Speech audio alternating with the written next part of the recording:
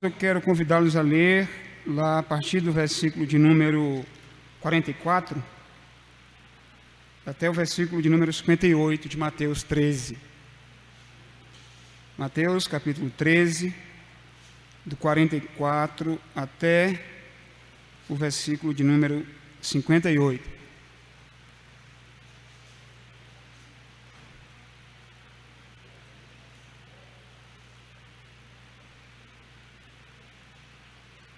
Vamos todo mundo ler, eu acredito que a gente tem a mesma versão, acho que todo mundo dá para participar da leitura, assim a gente se familiariza mais, tem mais contato com o texto. Vamos ler então?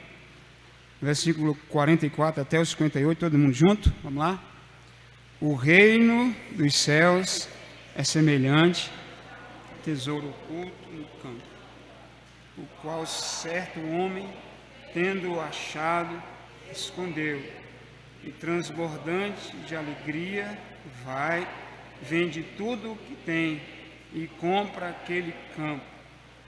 O reino dos céus é também semelhante a um que negocia e procura boas pérolas.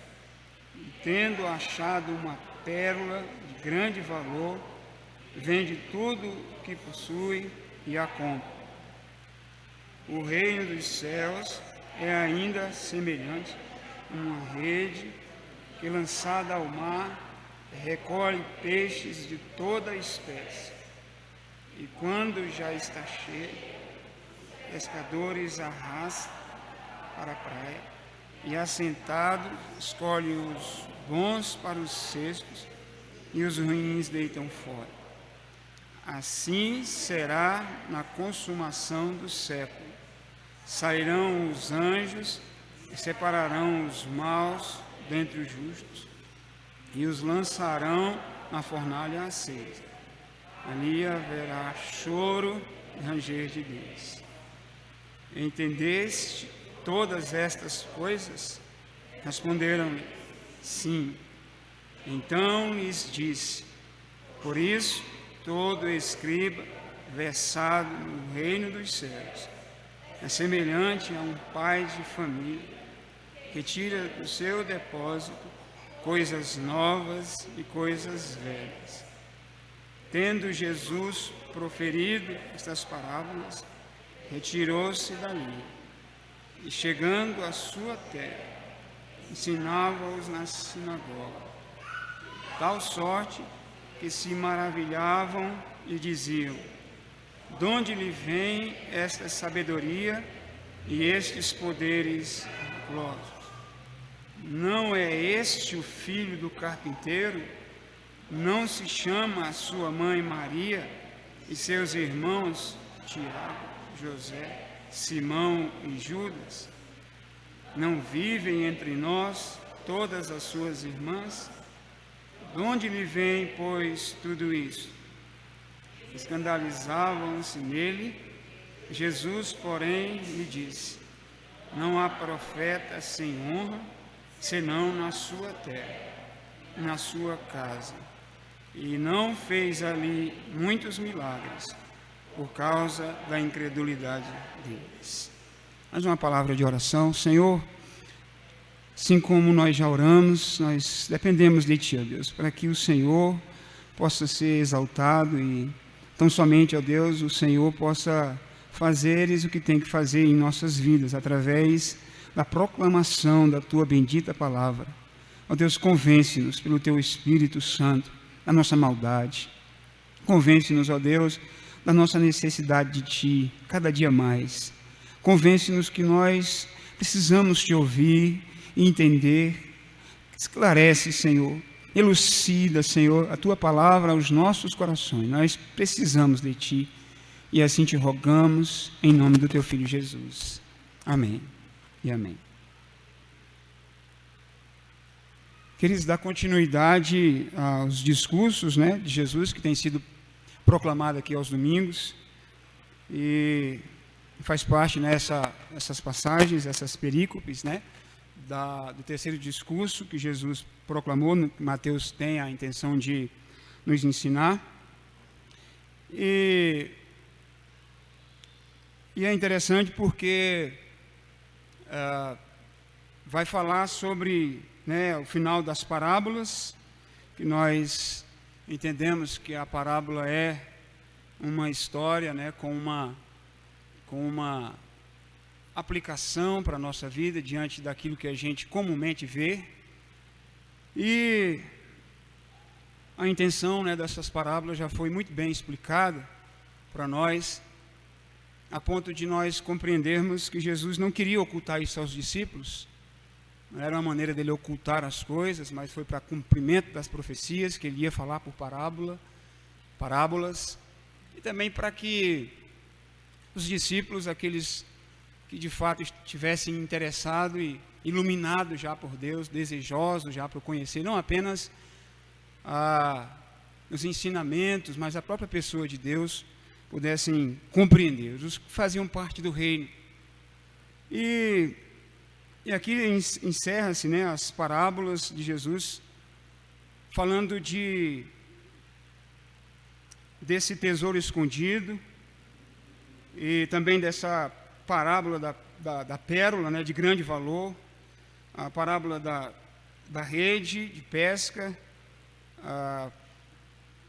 essa ideia da coisa velha e da coisa nova, do escriba. Por fim, ele fala sobre a desonra que ele recebeu na sua própria terra, lá em Nazaré. Quando ele termina esse discurso, quando Mateus, através da busca por esse conhecimento, e a intenção de Mateus aqui revelar o discurso de Jesus, do que Jesus ensinou, para falar sobre, em primeiro lugar, essa valorização do reino de Deus, porque ele faz uma comparação que o reino de Deus é semelhante a um tesouro oculto no campo, e os leitores eram muito familiarizados com isso, porque como a Palestina, eles viviam em guerra. Então, quando se achava um tesouro escondido no campo, não tinha banco na época, não tinha como guardar esse dinheiro. Então, o que eles faziam era colocar esse dinheiro embaixo da terra, escondê-lo ali.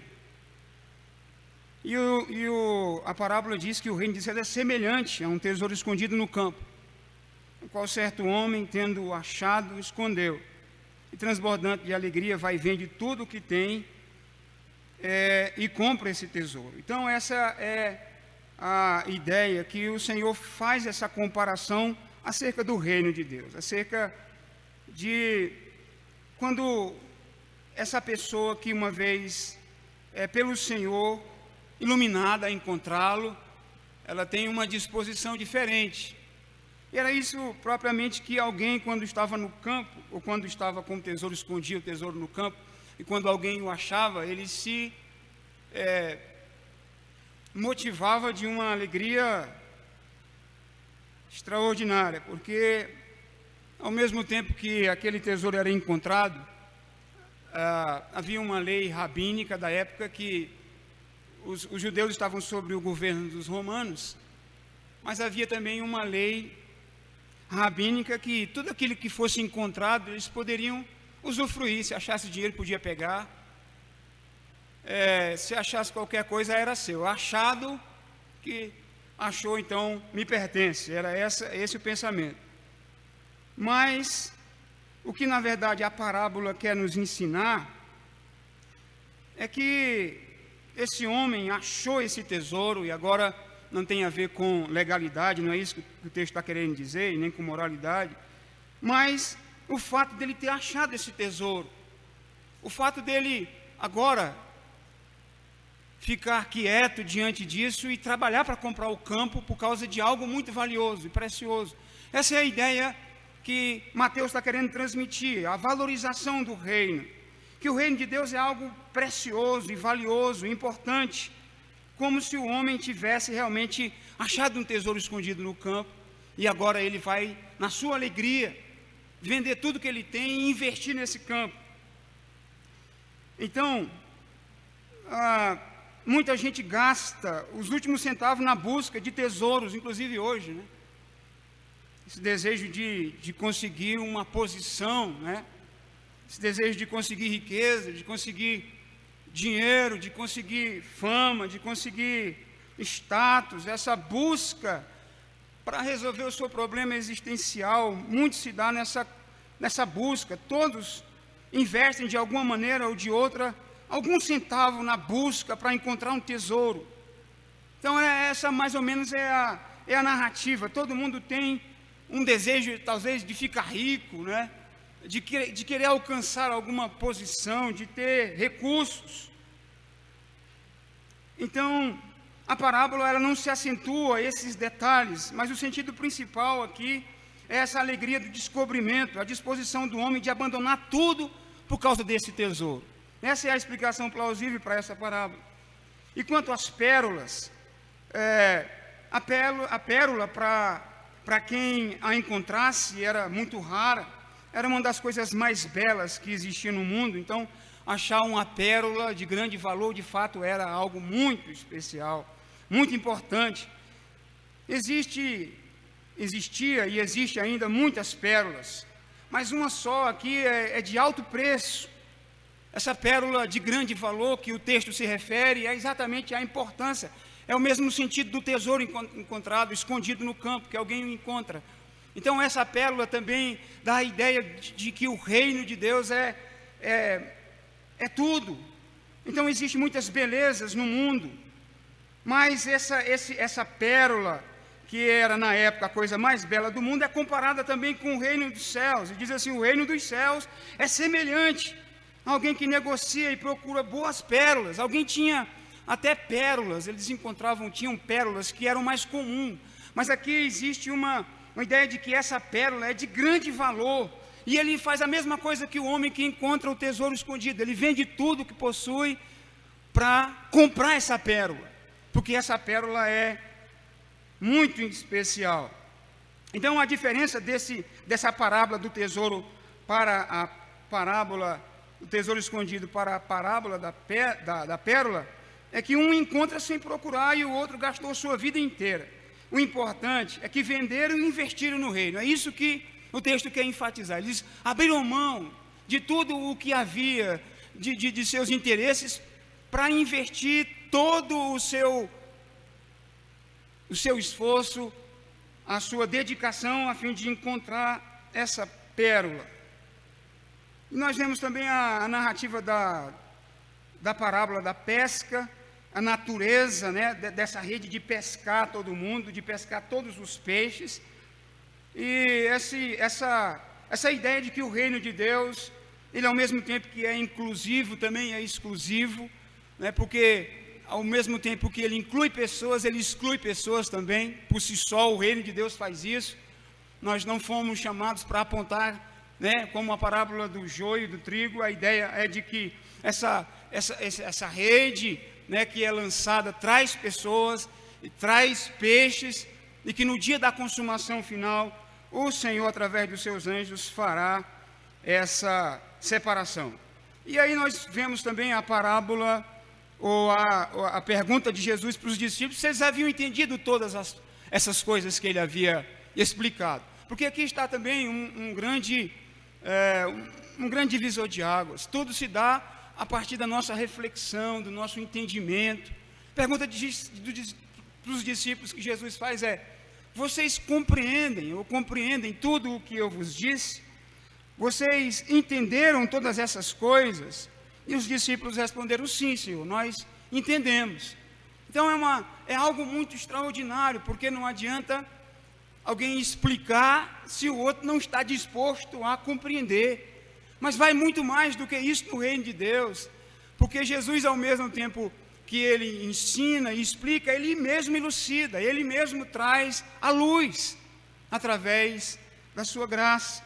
Então ele disse, né, e sentencia dizendo: por isso todo escriba versado no reino de Deus é semelhante a um pai de família que tira do seu depósito coisas novas e coisas velhas. Mas na ideia de que tanto aqueles que compreendiam a lei e toda a Torá e todo o entendimento do Antigo Testamento poderia agregar esses conhecimentos para serem pessoas versadas, né, no entendimento do reino de Deus. Jesus agrega esses valores da compreensão da Escritura e de toda ela. E ele diz que todo escriba versado no reino não é apenas o escriba que tinha a lei, que sabia escrever a lei, que ele era versado nisso, ele estudava para isso, ele se dedicava a vida inteira para isso, mas alguém que passou a compreender essa dinâmica do reino de Deus com a prática da vida. Não é apenas a questão da teoria e de conhecer os fundamentos da fé. Era aquele que olhava para a prática, olhava para o ensino de Jesus e disse: aprendi a praticar essas coisas que o Senhor falou. Porque nada vale a gente, né, ser dotado de conhecimento se não estamos dispostos a praticá-lo. E por fim, o texto nos ensina que Jesus sai, né, da onde ele estava, e ele chega à sua terra, assim como diz, né, lá o capítulo 4 e o versículo de número 12, se eu não me engano, que ele, depois que ele vai morar em Cafarnaum, né, cidade na beira-mar, para que se cumprisse a profecia, né, terra de Zebulon, terra de Naftali, Galileia dos gentios, né, o povo que estava em trevas e uma grande luz.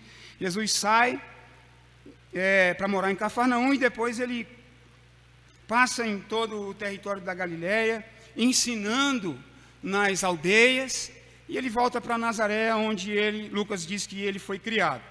E ele chegando em sua terra, e até parece que um texto não tem nada a ver com o outro, parece que não há uma conexão, mas há. Se nós olharmos para o capítulo 13, e lá para os versículos de número 14, vai se cumprir o que Isaías está dizendo, sobre o que nós vamos ler acerca da desonra deles lá na terra que Jesus cresceu.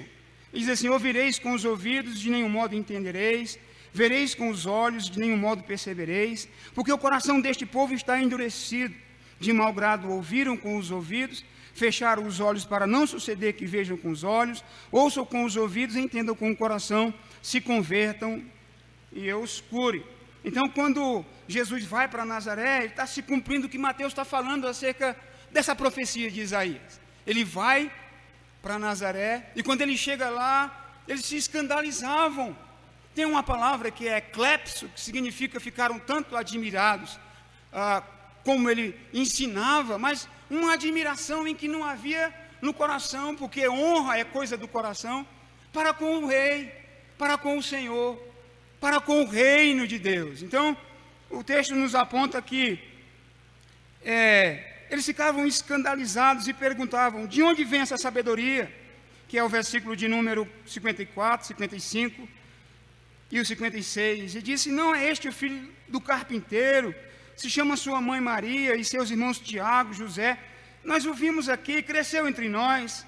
Não vivem entre nós toda a sua família, né? De onde vem tudo isso? E aí o versículo 54 diz: escandalizavam-se nele. Jesus, porém, lhe disse: não há profeta sem honra, senão na sua terra e na sua casa. E não fez ali muitos milagres por causa da incredulidade deles. Então a palavra honra aqui é atmos, e quer dizer considerar como comum, como normal, considerar como alguém corriqueiro. Esse é alguém corriqueiro, e eles desonravam a Deus. E aí o texto diz que Jesus não fez ali muitos milagres. No livro de Marcos diz que Jesus não pôde fazer. Mas a ideia aqui é de mostrar que Jesus não queria um espetáculo. Jesus queria que o nome dele fosse glorificado através do entendimento daquelas pessoas de que ele era o rei, de que ele é o Senhor, de que ele é o Deus prometido, né, desde os tempos eternos, que ele é o Messias. Então ele disse: não há profetas sem honra, senão na sua terra e na sua casa. Então o Senhor está dizendo: olha, eles estão me tratando como comum, como igual, né? E aí o Senhor diz: não pôde fazer ou não fez muitos milagres. Queridos, eu quero aplicar esse texto de uma forma bem simples, porque é exatamente sobre essa ideia do reino de Deus, das parábolas, dos ensinamentos de Jesus acerca desse reino, que nós precisamos situar nossa vida. Nós fazemos parte do reino de Deus. A grande dificuldade é que quando nós pensamos acerca do reino de Deus, né, nós temos que ter na nossa mente que os valores são outros, que a busca é outra, que a nossa ideia de triunfo, de sucesso, de vitória é outro, que a nossa felicidade não consiste naquilo que muitos dizem, que a nossa alegria não está no fundamento que infelizmente muitos têm, e que nós fomos iluminados como os discípulos e podemos dizer, sim, Senhor, nós compreendemos de fato que o reino do Senhor é algo importante. E aí essa é a primeira aplicação que eu quero que os irmãos, junto comigo, a gente assimile para a nossa vida. A importância do reino de Deus, como nós temos visto e valorizado. Será que de fato nós temos trocado ou investido nesse reino alegremente? Temos deixado os nossos interesses por causa do reino de Deus ou investido nesse reino? Essa é uma pergunta que devemos refletir sobre essas parábolas, sobre a importância do reino de Deus, como nós temos valorizado, como nós temos, de fato, no nosso coração, essa valorização, essa consciência de que nós fomos chamados das trevas para o reino da sua luz, de que nós não éramos nem povos, e agora somos povos de Deus, de que há uma riqueza insondável em Cristo. Os tesouros da sabedoria e do conhecimento, todos estão em Cristo. Cristo é o nosso tesouro, Cristo é a nossa felicidade, é a nossa alegria. A importância de nós abrirmos mãos dos nossos interesses diante dessa grande oportunidade que recebemos de Deus. Deus nos deu esse privilégio de absorvermos e valorizarmos os valores do reino, a pessoa do rei e tudo que ele tem feito por nós. Então, como nós temos visto isso e como nós temos valorizado? A segunda aplicação, Jesus quer dizer que vale a pena toda a nossa dedicação para fazer a vontade de Deus. Vale a pena toda a nossa abnegação, que é abrir mão dos nossos interesses terrenos.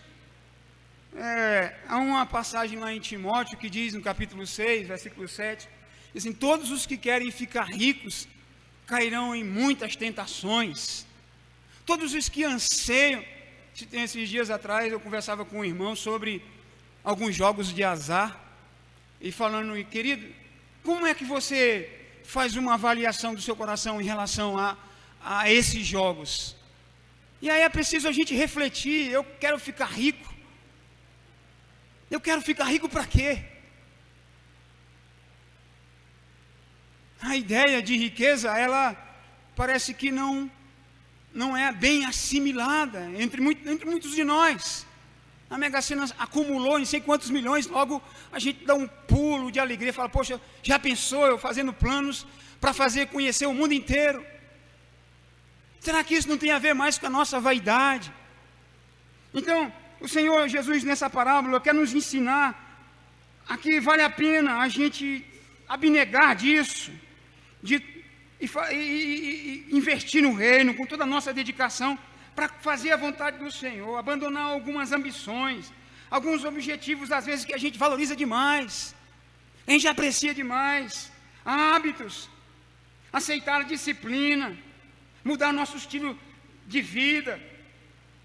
Às vezes é difícil deixar algumas coisas, por que não dizer que é difícil às vezes a gente negar a nós mesmos, por causa de uma cultura que nos sufoca todo o tempo, e os pregadores dessa cultura são incisivos, são insistentes, em todo lugar eles estão dizendo que os nossos valores são os desse mundo, que a gente precisa disso, que a gente precisa daquilo, de um celular top, de um carro top, de uma casa top. Essa é a mensagem cultural, essa é a mensagem que a gente vê diariamente, que eu preciso para ser feliz, de conhecer o mundo. Ai, tantos conheceram. Então Jesus quer nos ensinar que vale a pena toda a nossa dedicação para fazer a vontade de Deus. E o que a gente estava vendo aqui, fazer a vontade de Deus, muitas vezes não tem a ver com sentimentos. Eu estou sentindo. Alguém me disse que eu vou ser bem sucedido nisso, quando a Bíblia está falando, olha, o desejo de ficar rico é perigoso. Vai contra muitas vezes os preceitos da vontade do Senhor, que é o contrário. A palavra do Senhor diz que bem-aventurados são os pobres.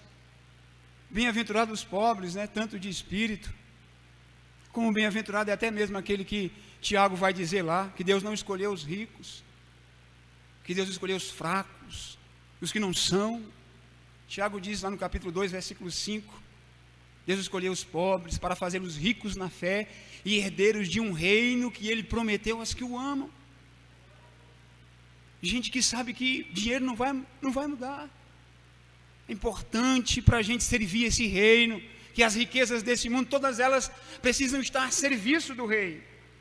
Não é problema ter dinheiro, o problema é que o nosso coração é inclinado para que, ao termos riquezas, nós nos distanciemos de Deus.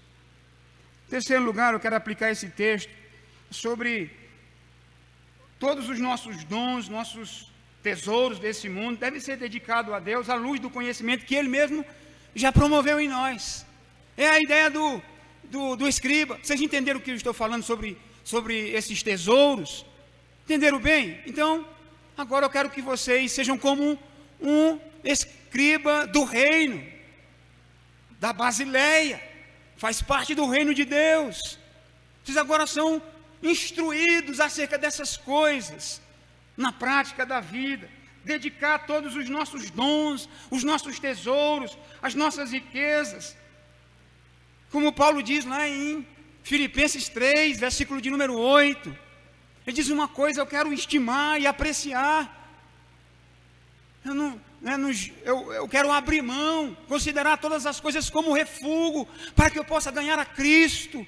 É isso que Paulo está dizendo, não que ele considera como esterco, serve para adubar, serve para nutrir alguma coisa.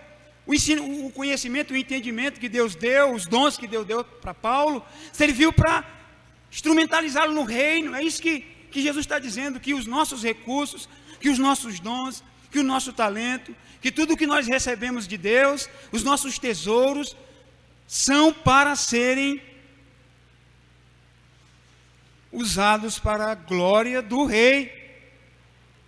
Todos nós temos algum dom, alguma coisa para fazer para Deus. A verdade é que nós negligenciamos muitas vezes. Então, irmãos, todos os nossos talentos precisam ser dedicados a Deus, à luz desse conhecimento que Ele nos deu. Ele nos deu um entendimento para compreendermos que tudo que Ele nos tem dado é para o seu serviço, para o seu louvor. E por fim, desonrar a Deus é não valorizar esse rei. Desonrar a Deus é não valorizar o rei Jesus. É isso que o texto nos fala. Tem a ver com o que a gente tem no coração. Qual é o nível de importância que Jesus é para mim, para você, para a nossa vida.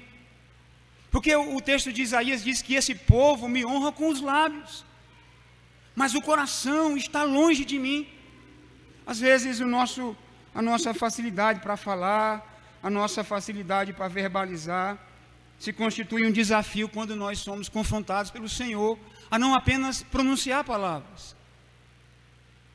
Então, desonrar a Deus é não valorizar o seu reino, é perder a admiração por Ele, pelo seu reino, e aí resulta tudo isso em incredulidade. Considerar Deus como comum. Deus não é como nós. Considerar Deus como medíocre, como alguém como eu. Às vezes a gente trata Jesus como eles trataram.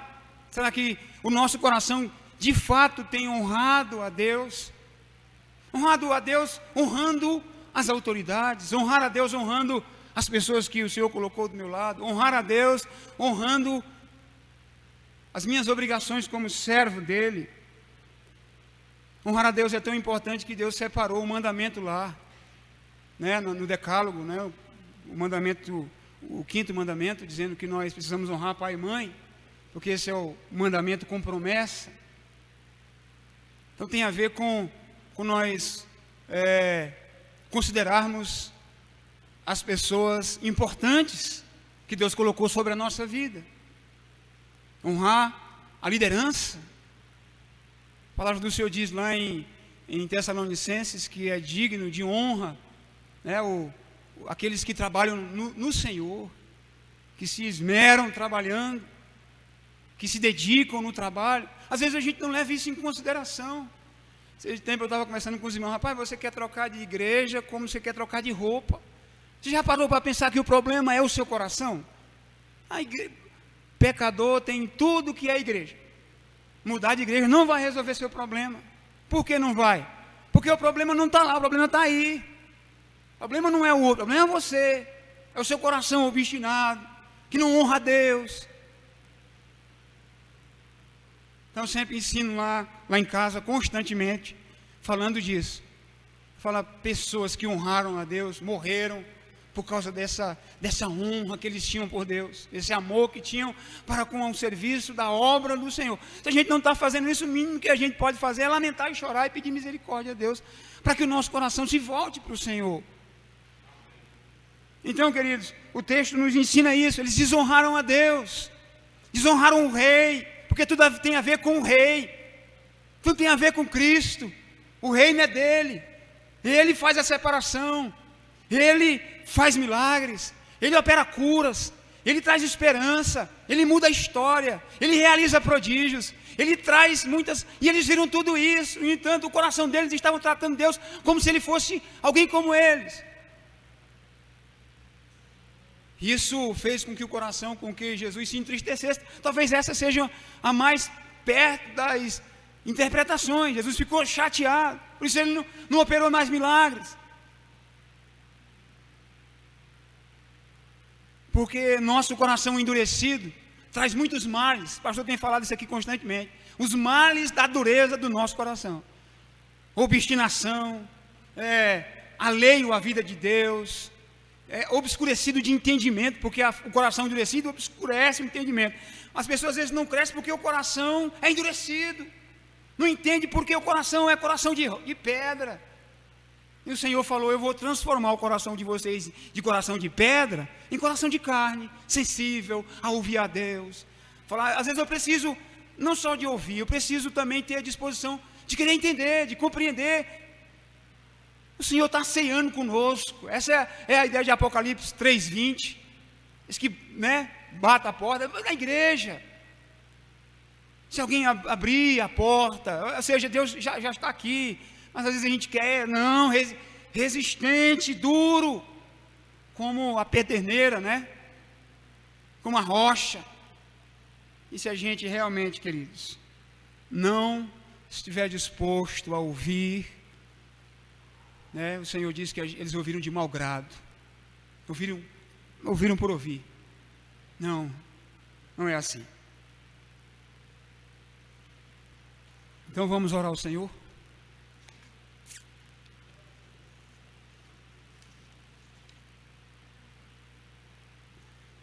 Senhor Deus, Pai, eu quero louvar o Seu nome, porque diante da riqueza que é o Teu reino, de que é o Senhor, o Rei, o valor inestimável que é a Tua palavra, os ensinamentos do Senhor, a igreja do Senhor, as coisas tão belas que o Senhor tem nos feito, pérolas de grande valor.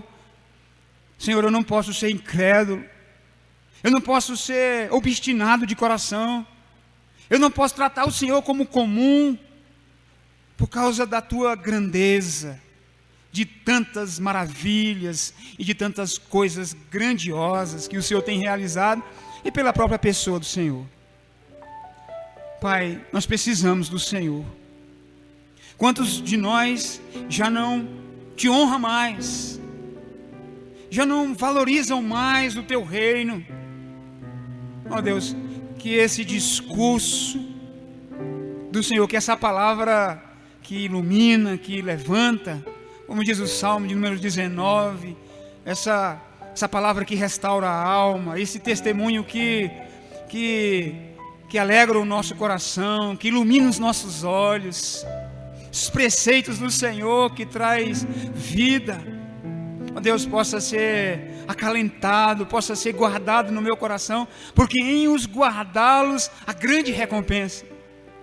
A recompensa de amar o Senhor e ser restaurado conforme a Tua imagem, nas nossas várias deformidades, do nosso caráter, da nossa mesquinhez, esse foco da condição caída do meu coração, em não Te ouvir, ó Deus, em não obedecê-lo por amor, em não Te apreciar e valorizar como deve ser valorizado e amado e estimado. não da boca para fora, mas lá no íntimo do meu coração, na minha totalidade, no meu ser, em todas as minhas expressões. Senhor, ajuda. Ó Senhor, muda a nossa perspectiva, muda a maneira como nós nos relacionamos, como nós valorizamos o Senhor. Muda tudo isso, e nós já te louvamos, porque eu sei que o Senhor é bom. Não é bom porque o Senhor faz as coisas, mas faz as coisas porque o Senhor é bom. Nós te louvamos pela tua bondade, no nome de Jesus. Amém.